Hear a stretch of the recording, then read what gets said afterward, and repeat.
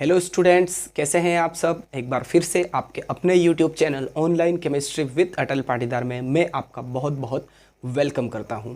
आज के वीडियो में एक मोस्ट इम्पॉर्टेंट क्वेश्चन हम पढ़ने वाले हैं यूनिट 4 केमिकल काइनेटिक्स का, और वो क्वेश्चन है integrated rate equation for first order reaction. Okay, integrated rate equation for first order reaction के बारे में आज हम डिस्कस करेंगे।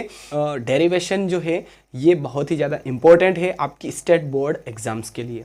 सो प्लीज़ गाइस कंसंट्रेशन यहाँ पर बनाए रखिएगा, वीडियो को एंड तक आपको देखना है ना, क्योंकि यहाँ पर थोड़ी सी मैथमेटिकल टर्म्स आने वाली हैं, इंटीग्रेशन हम करने वाले हैं, लॉग की प्रॉपर्टी लगने वाली है। तो अगर आपकी कंसंट्रेशन में थोड़ी सी भी अगर कमी आई तो वीडियो आपको अच्छे से क्लियर नहीं होगा।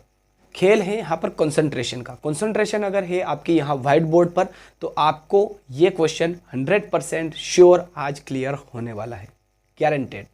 ओके, चलिए, तो फर्स्ट ऑर्डर रिएक्शन की इंटीग्रेटेड रेट इक्वेशन हमें डिराइव करनी है।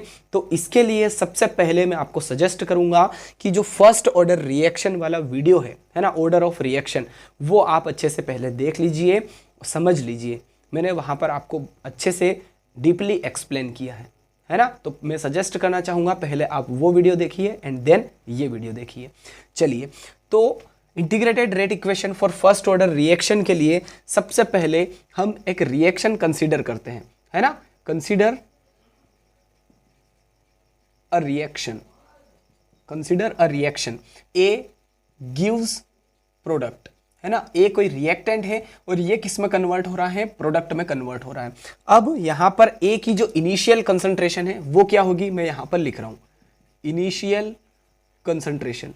अब इनिशियल कंसंट्रेशन ए की हो जाएगी ए, स्मॉल ए, और पी की कंसंट्रेशन होगी अभी 0, है ना। इनिशियल कंसंट्रेशन की बात कर रहे हैं, इनिशियल यानी कि जब रिएक्शन स्टार्ट नहीं हुई है तब की बात है ना। तो जब रिएक्शन, आप ही थोड़ा सा दिमाग लगाइए कि जब रिएक्शन स्टार्ट नहीं हो रही है तो प्रोडक्ट की कंसंट्रेशन 0 होगी, क्योंकि रिएक्शन स्टार्ट नहीं हुई है, कोई रिएक्टेंट प्रोडक्ट में कन्वर्ट नहीं हुआ है। तो रिएक्टेंट की इनिशियल कंसंट्रेशन ए है और प्रोडक्ट की इनिशियल कंसंट्रेशन 0 है। अब एट टी टाइम, है ना, at T time, T time पर कंसंट्रेशन क्या होगी। सपोज कीजिए कि जो पी है या प्रोडक्ट है उसकी कंसंट्रेशन x ग्राम मोल हो गई। अब रिएक्टेंट की कंसंट्रेशन क्या होगी, रिएक्टेंट की कंसंट्रेशन हो जाएगी a माइनस एक्स, क्योंकि x ग्राम मोल कोई प्रोडक्ट बन चुका है तो रिएक्टेंट में से x हम माइनस कर देंगे, तो रिएक्टेंट की कंसंट्रेशन क्या हो गई टी टाइम के बाद, a माइनस एक्स। ठीक है, यहां तक क्लियर हो गया है आई थिंक आपको। सो after t time, after t time, T time के बाद the reaction, the rate of reaction, the rate of reaction will be proportional to a minus x, है ना। टी टाइम के बाद में जो रेट ऑफ रिएक्शन होगी वो किसके प्रोपोर्शनल हो जाएगी, a माइनस एक्स के, है ना, डायरेक्टली प्रोपोर्शनल रहेगी। तो हम यहां पर रेट लिख सकते हैं dx upon dt is directly proportional to a minus x, है ना। ये रेट ऑफ रिएक्शन को रिप्रेजेंट करने का एक तरीका है, dx अपॉन dt, है ना। प्रोडक्ट की रिएक्टेंट की कंसंट्रेशन या फिर प्रोडक्ट की कंसंट्रेशन में स्मॉल चेंज के लिए हम यहाँ पर d लिख रहे हैं। तो dx अपॉन dt ये क्या है, टाइम के रिस्पेक्ट में या तो प्रोडक्ट की कंसंट्रेशन चेंज हो रही है या रिएक्टेंट की कंसंट्रेशन चेंज हो रही है। ठीक है, तो रेट ऑफ रिएक्शन को रिप्रेजेंट करने का भी एक तरीका है dx अपॉन dt। ओके, तो ये किसके प्रोपोर्शनल हो जाएगा, a माइनस एक्स के। तो अब यहां से प्रोपोर्शनलिटी जो साइन है वो हटेगा, तो क्या लगेगा, एक कांस्टेंट लगेगा k, है ना, और a minus x as it is. अब यहां पर k क्या है, k रेट कांस्टेंट है। हम इसके बारे में पहले डिस्कस कर चुके हैं, पहले पढ़ चुके हैं k के बारे में, है ना, रेट कांस्टेंट के बारे में। तो अब यहां से क्या हो जाएगा, देखिए ये जो dx है इसके अपोन में a माइनस एक्स वाली टर्म ले आएंगे हम, है ना, x की टर्म एक साइड में हो गई। अब is equals to k into d t. ठीक है, इसको हम इक्वेशन 1 दे देते हैं। अब इस इक्वेशन 1 में इंटीग्रेशन हम करने वाले हैं, तो यहाँ पर लिख देंगे ऑन इंटीग्रेटिंग बोथ साइड्स या on integrating this equation on integrating this equation. तो यहाँ से इंटीग्रेशन हम करेंगे तो ये हो जाएगा integration dx upon a minus x is equals to k integration dt। अब यहाँ पर k का इंटीग्रेशन नहीं होगा, क्यों नहीं होगा? क्योंकि k एक कांस्टेंट है, इसलिए k का इंटीग्रेशन हम यहाँ पर नहीं करेंगे। इस इक्वेशन का इंटीग्रेशन हम करेंगे तो आएगा हमारे पास natural log a minus x is equals to k t plus c. अब बात आती है कि ये c कहाँ से आया, है ना? तो c एक कांस्टेंट है, इंटीग्रेशन कांस्टेंट है। मैं यहाँ पर लिख देता हूँ, c क्या है? एक इंटीग्रेशन कांस्टेंट है, ठीक है। c क्या है? यहाँ पर एक इंटीग्रेशन कांस्टेंट है। जब भी हम इंटीग्रेशन करते हैं तो एक कांस्टेंट लगाना जरूरी होता है। तो यहाँ पर जब इस फर्स्ट इक्वेशन का हमने इंटीग्रेशन किया, integration dx upon a minus x is equals to k integration dt, इस टर्म का, इस इक्वेशन का हमने इंटीग्रेशन किया तो हमारे पास जो वैल्यू आई वो है माइनस ln, ln मीन्स होता है नेचुरल लॉग, तो minus ln a minus x is equals to k t plus c. और c क्या है? यहाँ पर एक इंटीग्रेशन कॉन्स्टेंट है। अब यहाँ से हम c की वैल्यू निकालेंगे। c की वैल्यू निकालने के लिए हम यहाँ पर लिखेंगे if t is equals to 0 then x is equals to 0। अब थोड़ा सा प्रैक्टिकली सोचिए कि 0 टाइम पर t की जो वैल्यू है वो क्या है? 0 है। तो 0 टाइम पर जो x है ना, जो x का मतलब प्रोडक्ट की कंसंट्रेशन, तो x की वैल्यू भी क्या हो जाएगी? 0 हो जाएगी। भाई अगर रिएक्शन स्टार्ट नहीं हुई है, t इज इक्वल्स टू 0 है, मतलब कि कोई रिएक्शन स्टार्ट अभी नहीं हुई है, तो प्रोडक्ट भी बनेगा? नहीं बनेगा, है ना? सिंपल सी बात है। तो प्रोडक्ट की कंसंट्रेशन भी क्या हो जाएगी? t इज इक्वल्स टू 0 है तो प्रोडक्ट की कंसंट्रेशन भी 0 हो जाएगी। अब इन दोनों वैल्यूज को putting these values in equation 2, हाँ ये जो इक्वेशन है इसको हम इक्वेशन 2 दे देंगे, है ना? ये जो इक्वेशन है ये इक्वेशन 2 है। तो putting this values in equation 2, है ना, सेकेंड इक्वेशन में इन दोनों वैल्यूज को पुट कर देंगे तो हमारे पास क्या आ जाएगा? देखिए minus ln as it is a minus x, तो a और x की वैल्यू 0 है तो a minus x is equals to a, तो ln a हो जाएगा is equals to k into t की वैल्यू 0 है तो k इंटू टी, तो ये तो 0 हो जाएगा और प्लस c है तो यहाँ पर ये आ जाएगा c। तो इस तरह से हम c की वैल्यू यहाँ पर निकाल पाए।